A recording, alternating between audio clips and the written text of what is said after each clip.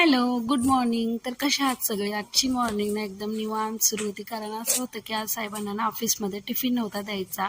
तर यासाठी इकडे ना आमच्या दोघीचाच आज स्वयंपाक बनणार होता. तर अगोदर उठून आंघोळ वगैरे केलं, आवरून घेतलं आणि त्यानंतर आज ना बटाट्याची पातळ रस्साभाजी खायचं मन होतं. तर इकडे ना मी त्याचीच तयारीला लागले. अगोदर कांदा, टोमॅटो, बटाटा कट करून घेतला आणि बेसिक जी भाजीला फोडणी टाकतो ना तीच घालून घेतली. टोमॅटो घातलं. टोमॅटो शिजेपर्यंत म्हणलं की इकडे रात्रीची जी भांडी होती ना ती देखील आपण रॅकला लावून घेऊया. त्यापर्यंत इकडं टोमॅटो देखील शिजलं होतं. त्यानंतर भाजीला बेसिक मसाले घातले, काळा तिखट, हळद, लाल तिखट घालून ना बटाटा घालून घेतलं. त्यानंतर भरपूर मीठ घालून छान अशी एक ना भाजीला वाफ काढूपर्यंत मी इकडे मला चपात्या देखील लाटून घेऊयात. आणि त्यानंतर ना लाडूला देखील भूक लागली होती, तर का लाडू ना कट्ट्यावरतीच इकडे चपाती देखील खायला बसली. त्यानंतर भाजी शिजल्यानंतर भरपूर सारं कूट, भरपूर सारी कोथिंबीर घालून घेतली आणि मस्त अशी पातळ रस्साभाजी तयार झाली.